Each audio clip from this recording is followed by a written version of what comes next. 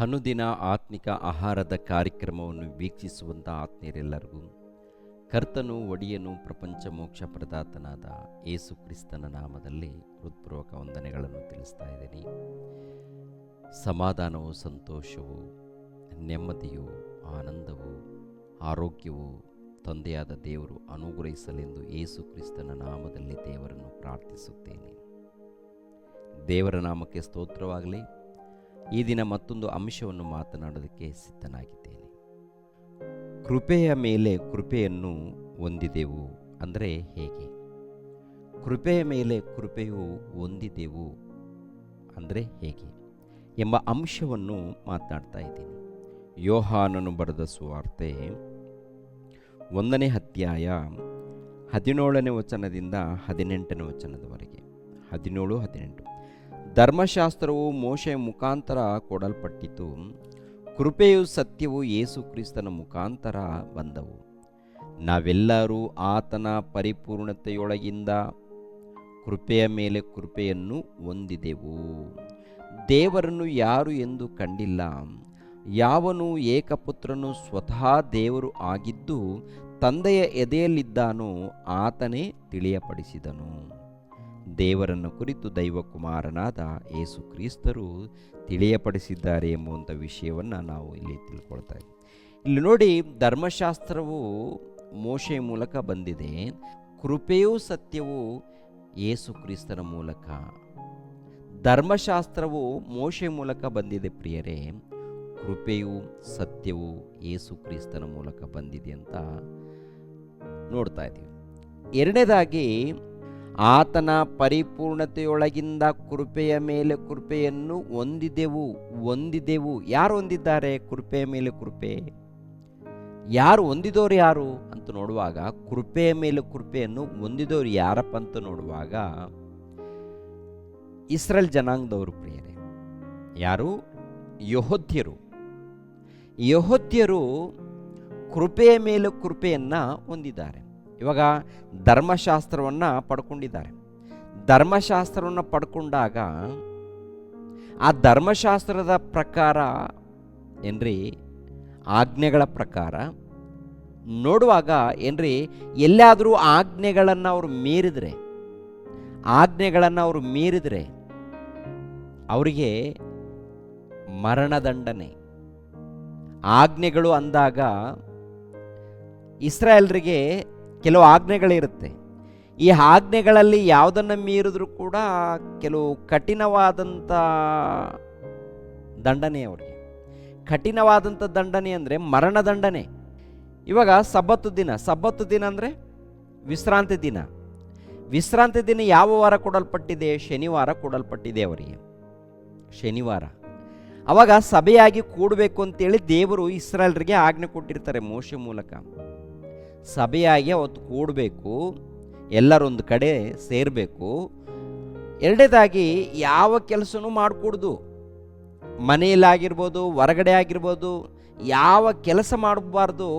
Total ಕೆಲಸವನ್ನು ನಿಲ್ಲಿಸಬೇಕು, ಸಭೆಯಾಗಿ ಸೇರಬೇಕು ಎಲ್ಲರೂ ಕೂಡ. ಒಂದು ವೇಳೆ ಕೆಲಸ ಮಾಡಿದ್ರು, ಸಭೆಯಾಗಿ ಸೇರದೆ ಹೋದರು, ಒಂದು ವೇಳೆ ಇಸ್ರಾಯೇಲ್ಯರು ಒಂದು ವೇಳೆ ಹೀಗೆ ನಡ್ಕೊಂಡ್ರೆ ಅವರಿಗೆ ಒಂದೇ ಒಂದು ದಂಡನೆ, ಏನು ಗೊತ್ತಾ? ಮರಣದಂಡನೆ. ಎಲ್ಲಿರುತ್ತೆ ಆ ಮಾತು ಅಂತ ನೋಡುವಾಗ ಪ್ರಿಯರಾದ ದೇವರ ಮಕ್ಕಳಿರ, ವಿಮೋಚನೆ ಕಾಂಡ 35ನೇ ಅಧ್ಯಾಯ 1ನೇ ವಚನದಿಂದ ನೋಡೋಣ ಪ್ರಿಯರೇ. ವಿಮೋಚನೆ ಕಾಂಡ 35ನೇ ಅಧ್ಯಾಯ 1ನೇ ವಚನದಿಂದ.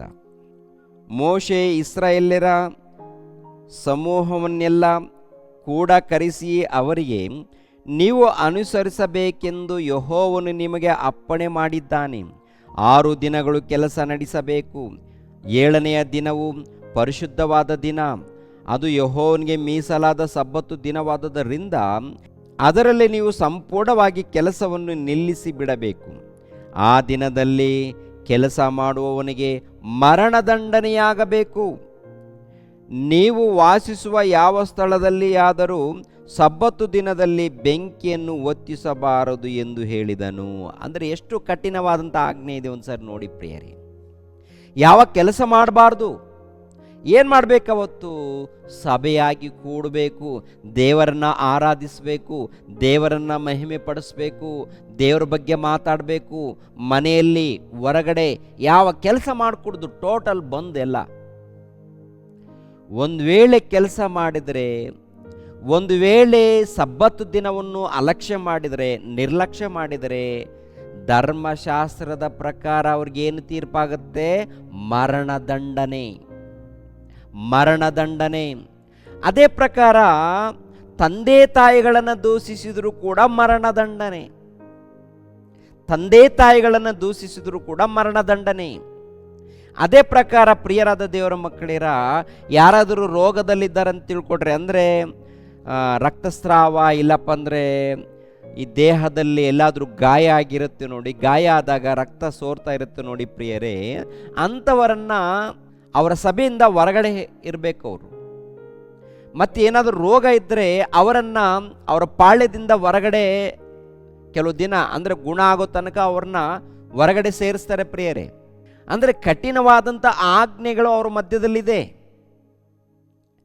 ದೇವರ ವಾಕ್ಯಗಳನ್ನು, ದೇವರ ಆಜ್ಞೆಗಳನ್ನು ನಿರ್ಲಕ್ಷ್ಯ ಮಾಡಿದರೆ ಅವರಿಗೆ ಕಠಿಣವಾದ ತೀರ್ಪಾಗುತ್ತೆ. ಕಠಿಣವಾದ ತೀರ್ಪು ಅಂದರೆ ಮರಣದಂಡನೆ ಅಷ್ಟೇನಾ? ಮರಣದಂಡನೆ. ಅದು ರೂಲ್ಸ್ ಮಾಡಿದ್ದಾರೆ ದೇವರು. ಉದ್ದೇಶ ಏನಪ್ಪ ಅಂತ ನೋಡುವಾಗ, ದೇವರಂದರೆ ಭಯಪಡಬೇಕು, ಭಕ್ತಿಯಿಂದ ಜೀವಿಸಬೇಕು, ಪರಿಶುದ್ಧರಾಗಿ ಜೀವಿಸಬೇಕು, ಪರಿಶುದ್ಧರಾಗಿ ಯಾರಿಗೂ ಅನ್ಯಾಯ ಮಾಡಬಾರ್ದು, ಯಾರಿಗೂ ಮೋಸ ಮಾಡಬಾರ್ದು, ಯಥಾರ್ಥವಾಗಿ ಭಕ್ತಿಯಿಂದ ಜೀವಿಸಬೇಕು ಎಂಬುವಂಥ ಆಜ್ಞೆ ದೇವರು ಅವರಿಗೆ ಕೊಟ್ಟಿರ್ತಾರೆ. ಮತ್ತೊಂದು ಮಾತನ್ನು ನೋಡೋಣ. ಯಾಜಕ ಕಾಂಡ 20ನೇ ಅಧ್ಯಾಯ 10ನೇ ವಚನವನ್ನು ನೋಡೋಣ ಪ್ರಿಯರೇ. ಯಾಜಕ ಕಾಂಡ 20ನೇ ಅಧ್ಯಾಯ 10ನೇ ವಚನ. ಯಾವನಾದರೂ ಪರಪತ್ನಿಯನ್ನು ಸಂಗಮಿಸಿದರೆ ಅವರಿಬ್ಬರಿಗೂ ಮರಣ ಶಿಕ್ಷೆಯಾಗಬೇಕು. ನೋಡಿದ್ರೆ ಎಂಥ ಮಾತಿದು? ಯಾವನಾದರೂ ಪರಪತ್ನಿಯನ್ನು ಸಂಗಮಿಸಿದರೆ ಅವರಿಬ್ಬರಿಗೂ ಮರಣದಂಡನೆಯಾಗಬೇಕು, ಮರಣ ಶಿಕ್ಷೆ ಆಗಬೇಕು. ನೋಡಿದ್ರ? ಮರಣ ಶಿಕ್ಷೆ. ಏಕ್ದಮ್ ತಪ್ಪು ಮಾಡಿದರೆ ಅವರಿಗೆ ಉಳಿಗಾಲ ಇಲ್ಲ, ಮರಣದಂಡನೆ. ಅವರಿಗೆ ಬದಲಾಗೋದಕ್ಕೆ ಅವಕಾಶನಿಲ್ಲ, ಮರಣದಂಡನೆ ಅಷ್ಟೇ. ತಂದೆ ತಾಯಿಗಳನ್ನು ದೂಷಿಸಿದಾಗ ಮರಣದಂಡನೆ, ಪರಪತ್ನಿಯನ್ನು ಕೂಡಿದಾಗ ಮರಣದಂಡನೆ, ಸಬ್ಬತ್ತು ದಿನವನ್ನು ಅಲಕ್ಷ್ಯ ಮಾಡಿದಾಗ ಮರಣದಂಡನೆ. ಯಾಕೆಂದರೆ ಕಾಪಾಡಿಕೊಂಡು ಬಂದಿದ್ದಾರೆ. ಹೆಜ್ಜೆ ಹೆಜ್ಜೆಯಲ್ಲಿ ದೇವರು ಜೊತೆಯಾಗಿದ್ದು ಕಾಪಾಡಿಕೊಂಡು ಬಂದಿದ್ದಾರೆ. ಅನೇಕ ಅದ್ಭುತಗಳನ್ನು, ಅನೇಕ ಸೂಚಕ ಕ್ರಿಯೆಗಳನ್ನು ಅವರ ಮಧ್ಯದಲ್ಲಿ ನಡೆಸ್ಕೊಂಡು ಬಂದಿದ್ದಾನೆ, ಕಾಪಾಡಿಕೊಂಡು ಬಂದಿದ್ದಾನೆ, ಜೊತೆಯಾಗಿದ್ದು ಕಾಪಾಡಿದ್ದಾನೆ. ಆತನ ಮಾತನ್ನ ಮೀರಿದರೆ ಪ್ರಿಯರಾದ ದೇವರ ಮಕ್ಕಳಿರ ಇಂಥ ಆಜ್ಞೆಗಳನ್ನು ಕೊಟ್ಟಿದ್ದಾನೆ. ಹೊಸ ಒಡಂಬಡಿಕೆ ಬಂದ ಮೇಲೆ ಈ ಆಜ್ಞೆಗಳಿದೆಯಾ? ಯೇಸು ಕ್ರಿಸ್ತರು ಬರ್ತಾರಲ್ಲ, ಯೇಸು ಕ್ರಿಸ್ತರು ಬಂದ ಮೇಲೆ ಹೇಳುವಂಥ ಮಾತೇನು ಗೊತ್ತಾ? ಮಾತೆಂತ ಗೊತ್ತಾ? ಮೋಶೆಯ ಮೂಲಕ ಧರ್ಮಶಾಸ್ತ್ರ ಕೊಡಲ್ಪಟ್ಟಿದೆ, ಯೇಸು ಕ್ರಿಸ್ತನ ಮೂಲಕ ಕೃಪೆಯು ಸತ್ಯವು ಕೊಡಲ್ಪಟ್ಟಿದೆ. ಕೃಪೆ, ಕೃಪೆ ಅಂದರೆ ಅರ್ಥ ಏನು? ಕೃಪೆ ಮೇಲೆ ಕೃಪೆ ಕೊಡೋಣವಾಗಿದೆ ಅಂದರೆ ಅರ್ಥ ಏನು ಅಂತ ನೋಡುವಾಗ ಏನ್ರಿ, ಕೆಲವು ವರ್ಷಗಳಾದ ಮೇಲೆ ಅವರ ಮಧ್ಯದಲ್ಲಿ ಕಠಿಣವಾದಂಥ ಮರಣದಂಡನೆ ಆಗಬೇಕು. ಆದರೂ ಕೂಡ ಕೆಲವು ವರ್ಷಗಳಾದ ಮೇಲೆ ದೇವರು ಏನು ಮಾಡ್ತಾರೆ ಅಂದರೆ ಕೃಪೆ ತೋರಿಸ್ತಾರೆ. ನಿಮ್ಗೆ ಅರ್ಥ ಆಗಬೇಕಾದ್ರೆ, ದಾವೀದನು ಒಂದು ತಪ್ಪು ಮಾಡ್ತಾನೆ. ಏನು ತಪ್ಪು ಮಾಡ್ತಾನೆ? ಉರಿಯನ ಹೆಂಡತಿಯನ್ನು ಕೂಡ್ತಾನೆ. ಯಾರ ಹೆಂಡತಿಯನ್ನು? ಉರಿಯನ ಹೆಂಡತಿಯನ್ನು ಕೂಡಿದಾಗ ದೇವ್ರು ಏನು ಮಾಡಬೇಕು? ಧರ್ಮಶಾಸ್ತ್ರದ ಪ್ರಕಾರ ಉರಿಯನ ಹೆಂಡತಿಯನ್ನು, ದಾವೀದನನ್ನು ಕೊಂದಾಕಬೇಕು. ಅಂದರೆ ಶಿಕ್ಷೆ ಮಾತ್ರ ಖಂಡಿತವಾಗಿ ಕಠಿಣವಾದಂಥ ಶಿಕ್ಷೆ ಬರುತ್ತೆ ದಾವೀದನಿಗೆ, ಆದರೆ ಏಕ್ದಮ್ ಕೊಂದಾಕಲ್ಲ. ಹೊಸ ಒಡಂಬಡಿಕೆಯಲ್ಲಿ ನೋಡುವಾಗಲೂ ಕೂಡ ಅಷ್ಟೇ, ಧರ್ಮಶಾಸ್ತ್ರದ ಪ್ರಕಾರ ತಪ್ಪು ಮಾಡಿದವ್ರನ್ನ ಕೊಂದಾಕಬೇಕು. ಆದರೆ ಆ ಆಜ್ಞೆಗಳನ್ನು ತೆಗೆದುಹಾಕಿ ಒಂದು ಅವಕಾಶ ಕೊಡ್ತಾರೆ. ತಪ್ಪು ಮಾಡಿದವರಿಗೆ, ಪಾಪ ಮಾಡಿದವರಿಗೆ ಒಂದು ಅವಕಾಶ ಏನಪ್ಪ ಅಂದರೆ, ಇನ್ಮೇಲೆ ನೀವು ಪಾಪ ಮಾಡಬೇಡಿ ಅಂತೇಳಿ ಅವಕಾಶವನ್ನು ಕಲ್ಪಿಸಿಕೊಡ್ತಾರೆ. ಇನ್ಮೇಲೆ ಪಾಪ ಮಾಡಬಾರ್ದು, ಪಾಪಗಳನ್ನು ದೇವರ ಸನ್ನಿಧಾನದಲ್ಲಿ ಒಪ್ಪಿಕೊಂಡು ಪಾಪ ಮಾಡಿರುವಂಥ ಪ್ರತಿಯೊಬ್ಬರು ಕೂಡ ದೇವರ ಸನ್ನಿಧಾನದಲ್ಲಿ ದೇವರ ಬಳಿಯಲ್ಲಿ ಒಪ್ಪಿಕೊಂಡು ಇನ್ಮೇಲೆ ಪಾಪ ಮಾಡದೆ ಭಕ್ತಿಯಿಂದ ನಡ್ಕೊಂಡ್ರೆ ಅವರನ್ನು ನಾನು ಕ್ಷಮಿಸ್ತೀನಿ, ಕಾಪಾಡ್ತೀನಿ ಅಂತ ಹೇಳ್ತಾರೆ. ಒಂದು ವೇಳೆ ಪಾಪದ ಮೇಲೆ ಪಾಪದ ಮೇಲೆ ಪಾಪಗಳನ್ನು ಮಾಡಿಕೊಂಡು ಹೋದ್ರೆ ಕಠಿಣವಾದಂಥ ತೀರ್ಪಾಗುತ್ತೆ. ಹೊಸ ಒಡಂಬಡಿಕೆಯಲ್ಲಿ ಏನಪ್ಪ ಅಂತಂದರೆ ಕೃಪೆ ಮೇಲೆ ಕೃಪೆ ಕೊಡಲ್ಪಟ್ಟಿದೆ ಅವರಿಗೆ. ಅಂದರೆ ಪ್ರಾರಂಭದಲ್ಲಿ ಕಠಿಣವಾದಂಥ ಆಜ್ಞೆಗಳಿರುತ್ತೆ, ಬರ್ತಾ ಬರ್ತಾ ದೇವರು ಕೃಪೆ ತೋರಿಸ್ಕೊಂಡು ಬರ್ತಾರೆ. ಯೇಸು ಕ್ರಿಸ್ತರ ಮೂಲಕ ನೋಡುವಾಗ ಏನ್ರಿ ಕೃಪೆ ಮೇಲೆ ಕೃಪೆ ಅಂತಾರೆ. ಕೃಪೆ ಮೇಲೆ ಕೃಪೆ ಕಾಲ. ಆ ಕೃಪೆ ಕಾಲವನ್ನು ಅರ್ಥ ಮಾಡ್ಕೊಳ್ಬೇಕಾದ್ರೆ ಯಾರೇ ಆಗಲಿ ಧರ್ಮಶಾಸ್ತ್ರದ ಪ್ರಕಾರ ಪಾಪ ಮಾಡಿದಾಗ, ಇವಾಗ ನೋಡಿ ಸಬ್ಬತ್ತು ದಿನವನ್ನು ಪಾಲಿಸದೋದ್ರೆ, ಅಲಕ್ಷ್ಯ ಮಾಡಿದ್ರೆ ಧರ್ಮಶಾಸ್ತ್ರದ ಪ್ರಕಾರ ಕೊಂದಾಗಬೇಕು, ಮರಣದಂಡನೆ. ಹೊಸ ಒಡಂಬಡಿಕೆ ಪ್ರಕಾರ ನಾವು ಎಷ್ಟು ಸಾರಿ ಅಲಕ್ಷ್ಯ ಮಾಡಿದ್ದೀವಿ. ಹಳೆ ಒಡಂಬಡಿಕೆಯಲ್ಲಿ ಇದ್ದಂಥ ಸಬ್ಬತ್ತು ದಿನವನ್ನು ಆಲ್ರೆಡಿ ರದ್ದು ಮಾಡಿದ್ದಾರೆ, ಹೊಸ ಒಡಂಬಡಿಕೆ ಕೊಟ್ಟಿದ್ದಾರೆ. ಒಂದು ವೇಳೆ ಹಳೆ ಒಡಂಬಡಿಕೆ ಪ್ರಕಾರ ಸಬ್ಬತ್ತು ದಿನ ಇದೆ ಅಂದುಕೊಳ್ಳೋಣ ಪ್ರಿಯರೇ, ಎಷ್ಟು ದಿನಗಳು ನಾವು ಅಲಕ್ಷ್ಯ ಮಾಡಿದ್ದೀವಿ. ಯಾವಾಗಲೋ ಕೊಂದಾಗಬೇಕಾಗಿತ್ತು. ಉಳ್ಕೊಂಡಿದ್ದೀವಿ ಅಂದರೆ ಯಾರ ಕೃಪೆ ಇದೆ? ದೇವರ ಕೃಪೆ ಇದೆ. ಉಳ್ಕೊಂಡಿದ್ದೀವಿ ಅಂದರೆ ದೇವರ ಕೃಪೆ ಇದೆ. ಪ್ರಿಯರಾದ ದೇವರ ಮಕ್ಕಳಿರ, ಕೃಪೆಯ ಮೇಲೆ ಕೃಪೆ ಬಂದಿದೆ ಅಂದರೆ ಧರ್ಮಶಾಸ್ತ್ರದ ಪ್ರಕಾರ ಇಸ್ರಾಯೇಲರಿಗೆ ಟೋಟಲ್ ತೀರ್ಪಾಗಬೇಕು. ಉಳ್ಕೊಂಡಿದ್ದಾರೆ ಅಂದರೆ ದೇವರ ಕೃಪೆ.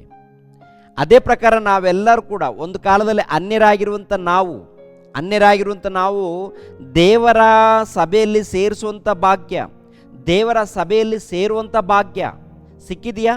ಅದು ಯಾರ ಮೂಲಕ ಸಿಕ್ಕಿದೆ? ಯೇಸು ಕ್ರಿಸ್ತರ ಮೂಲಕ ಸಿಕ್ಕಿದೆ. ಒಂದು ಕಾಲದಲ್ಲಿ ಯಾವ ನಿರೀಕ್ಷೆ ಇಲ್ಲದವರು, ಮೂಢನಂಬಿಕೆಯಲ್ಲಿ ಜೀವಿಸುವವರು, ಅನೇಕ ಪಾಪದಲ್ಲಿ, ಹೌದಲ್ವ, ಅನೇಕ ಪಾಪದಲ್ಲಿ, ಮೂಢತ್ವದಲ್ಲಿ, ಅಂಧಕಾರದ ದೊರೆತನದಲ್ಲಿ ಜೀವಿಸ್ತಾ ಇದ್ದೀವಿ. ದೇವರ ಕೃಪೆ ಮೂಲಕ ನಮ್ಗೆ ಏನು ಸಿಕ್ಕಿದೆ? ರಕ್ಷಣೆ ಭಾಗ್ಯ ಸಿಕ್ಕಿದೆ. ರಕ್ಷಣೆ ಒಂದು ಸಭೆಯಲ್ಲಿ ಸೇರಿಸಲ್ಪಡುವಂಥ ಭಾಗ್ಯ ಸಿಕ್ಕಿದೆ. ಸತ್ತೋದರೆ ನಾವು ಪರಲೋಕವನ್ನು ಪಡ್ಕೊಳ್ಳುವಂಥ ಭಾಗ್ಯ ಸಿಕ್ಕಿದೆ. ಆ ಭಾಗ್ಯ ಯಾರ ಮೂಲಕ ಸಿಕ್ಕಿದೆ? ಯೇಸು ಕ್ರಿಸ್ತರ ಮೂಲಕ ಸಿಕ್ಕಿರುವಂಥದ್ದು, ಯೇಸು ಕ್ರಿಸ್ತರ ಮೂಲಕ. ಆದ್ದರಿಂದ ಪ್ರಿಯರಾದ ದೇವರ ಮಕ್ಕಳಿರ, ಕೃಪೆಯ ಮೇಲೆ ಕೃಪೆಯನ್ನು ನಾವು ಪಡ್ಕೊಂಡಿದ್ದೀವಿ. ಅಂದರೆ ಒಂದು ಕಾಲದಲ್ಲಿ ಇಸ್ರೇಲ್ ಜನಾಂಗದವರು ಪಡ್ಕೊಂಡಿದ್ದಾರೆ. ಈ ದಿನದಲ್ಲಿ ನಾವೆಲ್ಲರೂ ಕೂಡ ದೇವರ ಕೃಪೆಯನ್ನು ಪಡ್ಕೊಂಡಿದ್ದೀವಿ. ದೇವರ ಕೃಪೆಯನ್ನು, ಆ ದೇವರ ಕೃಪೆಯನ್ನು ಒಂದು ವೇಳೆ ತಾಸ್ತಾರ ಮಾಡಿದರೆ, ಒಂದು ವೇಳೆ ನಿರ್ಲಕ್ಷ್ಯ ಮಾಡಿದರೆ ನೆಕ್ಸ್ಟ್ ನಮಗೆ ಕಠಿಣವಾದ ತೀರ್ಪಾಗುತ್ತೆ. ನಿರ್ಲಕ್ಷ್ಯ ಮಾಡಬಾರ್ದು, ಅಲಕ್ಷ್ಯ ಮಾಡಬಾರ್ದು. ಶ್ರದ್ಧೆಯಿಂದ ಇರಬೇಕು, ಭಕ್ತಿಯಿಂದ ಇರಬೇಕು. ಯಾಕೆಂದರೆ ನಮ್ಮೆಲ್ಲರ ನಿಮಿತ್ತವಾಗಿ, ನಮ್ಮೆಲ್ಲರನ್ನು ಕಾಪಾಡೋದಕ್ಕಾಗಿ, ನಮ್ಮ ನಿಮಿತ್ತವಾಗಿ ಶಿಲುಬೆಯನ್ನು ಒತ್ತಿದ್ದಾರೆ.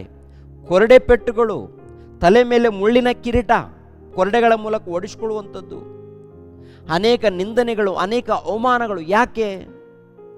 ನಿನ್ನನ್ನು ನನ್ನನ್ನು ಕಾಪಾಡುವುದಕ್ಕಾಗಿ, ರಕ್ಷಣೆಯನ್ನು ಕೊಡುವುದಕ್ಕಾಗಿ, ನಿತ್ಯ ಜೀವವನ್ನು ಕಲ್ಪಿಸಿ ಕೊಡುವುದಕ್ಕಾಗಿ ಪ್ರಾಣ ತ್ಯಾಗ ಮಾಡಿದ್ದಾರೆ. ಪ್ರೇರೆ, ಆಲೋಚನೆ ಮಾಡಿ. ಆತನು ಶಿಲುಬೆ ಮರಣ ಹೊಂದಿರುವುದರಿಂದ ನಮ್ಮೆಲ್ಲರಿಗೆ ರಕ್ಷಣೆಯ ಭಾಗ್ಯ ಸಿಕ್ಕಿದೆ. ಈ ರಕ್ಷಣೆಯನ್ನು ನಾವು ಕಾಪಾಡಿಕೊಳ್ಳಬೇಕು. ಪ್ರಿಯರಾದ ದೇವರ ಮಕ್ಕಳಿರ, ದೇವರು ಕೃಪೆ ತೋರಿಸ್ತಾ ಇದ್ದಾರೆ, ಕನಿಕರಿಸ್ತಾ ಇದ್ದಾರೆ, ಪ್ರೀತಿಸ್ತಾ ಇದ್ದಾರೆ, ಕಾಪಾಡ್ತಾ ಇದ್ದಾರೆ, ಕರೀತಾ ಇದ್ದಾರೆ.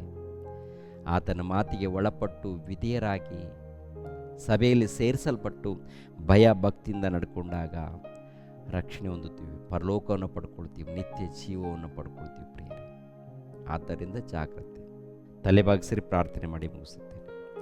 ಸರ್ವವನ್ನು ಸರ್ವಲೋಕವನ್ನು ಉಂಟು ಮಾಡಿರುವಂಥ ನಮ್ಮ ತಂದೆಯಾದ ದೇವ, ನಿಮಗೆ ಸ್ತೋತ್ರಗಳು ತಂದೆ. ಮಹೋನ್ನತನೇ, ಮಹಾಪರಿಶುದ್ಧನಾದಂಥ ತಂದೆಯೇ, ನಿಮಗೆ ಸ್ತೋತ್ರಗಳು. ನೇರ ಪ್ರಸಾರದಲ್ಲಿ ವೀಕ್ಷಿಸುವಂಥ ಎಲ್ಲ ನಿಮ್ಮ ಮಕ್ಕಳನ್ನು ಆಶೀರ್ವದಿಸಿ, ಎಲ್ಲರನ್ನು ಬಲಪಡಿಸಿ, ಪ್ರತಿ ಕುಟುಂಬಕ್ಕೆ ನೆಮ್ಮದಿ, ಶಾಂತಿ, ಸಮಾಧಾನವನ್ನು ದಯಪಾಲಿಸಿ. ಯೇಸು ಪವಿತ್ರ ನಾಮದಲ್ಲಿ ಬೇಡಿ ಹೊಂದಿದೆಯಪ್ಪ ತಂದೆಯೇ, ಆಮೇನ್. ಎಲ್ಲರಿಗೂ ವಂದನೆಗಳು.